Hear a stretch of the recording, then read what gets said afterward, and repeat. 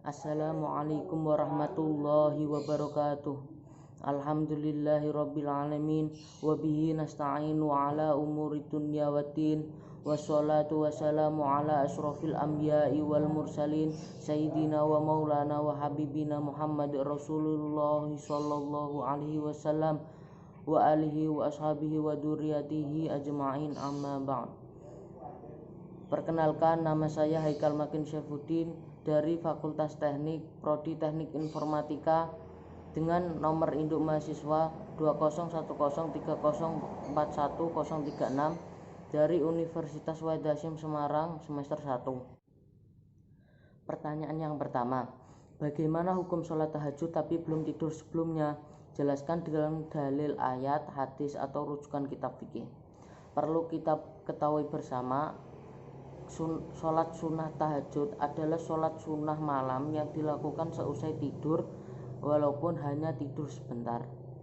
Kita dapat menarik kesimpulan dari pernyataan di atas bahwa tidak boleh melakukan sholat sunnah tahajud tapi belum tidur sebelumnya, walaupun ada beberapa ulama mengatakan boleh. Dalil yang terkait dengan sholat tahajud ada dalam Al-Quran Surat Al-Isra ayat 79 yang berbunyi, A'udzubillahi minasyaitonirrajim, Bismillahirrahmanirrahim.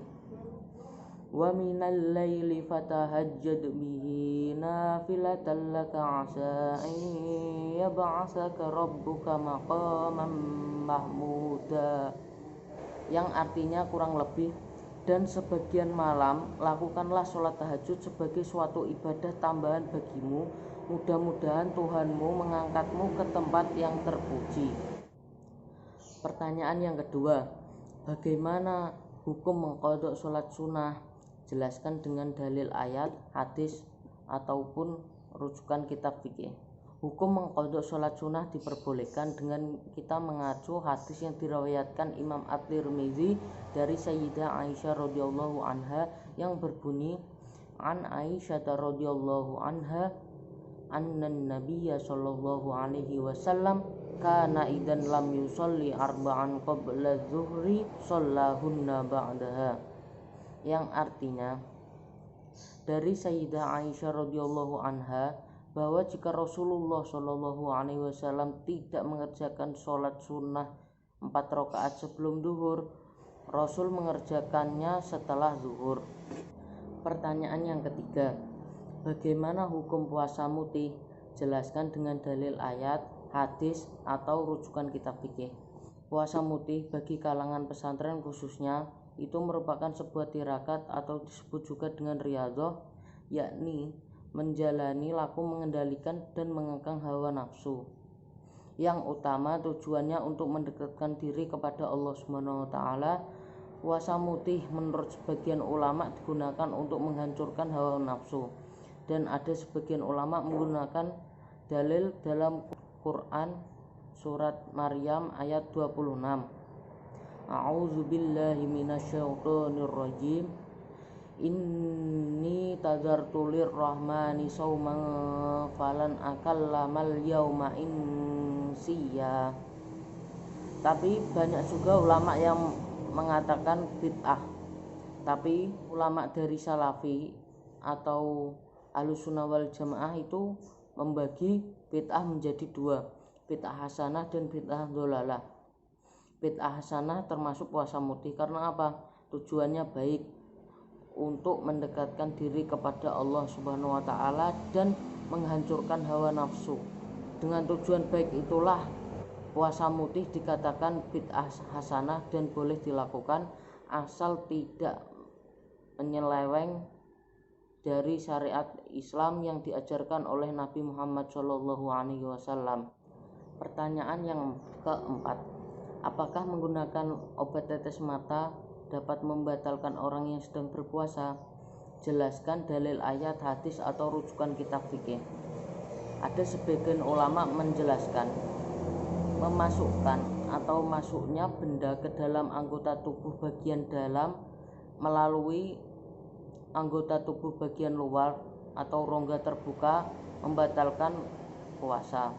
Beliau menggunakan keterangan dari Syekh Khatib Al-Syarbini dari kitabnya Al-Iqna Hamishi Tuhfah Al-Habib yang berbunyi wa taqtiru fi batinil udhuni muftiron, yang artinya dan meneteskan dalam kurung cairan ke rongga dalam telinga membatalkan dalam kurung puasa.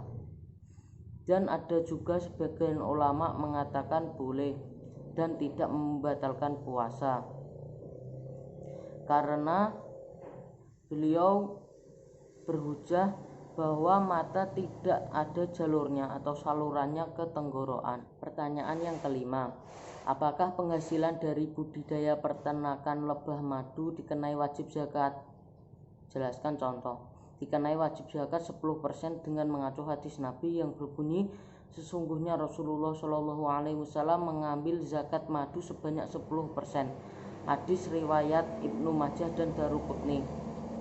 Contohnya, misalkan seorang petani lebah atau peternak lebah madu memanen madunya 100 liter, maka dikenai wajib zakat sebanyak 10 liter.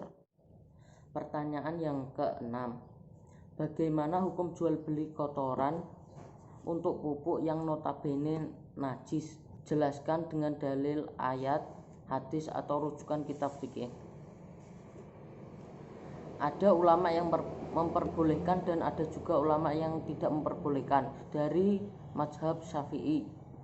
Dari keterangan Syekh Nawawi dalam kitabnya Al-Majmu' Syarah Al-Muhadzab berpendapat menjual kotoran binatang yang halal dimakan maupun tidak halal adalah batil dan hukumnya haram. Sedangkan dari mazhab Hanafi, menjual kotoran sebagai pupuk diperbolehkan atau boleh dengan alasan telah ada kesepakatan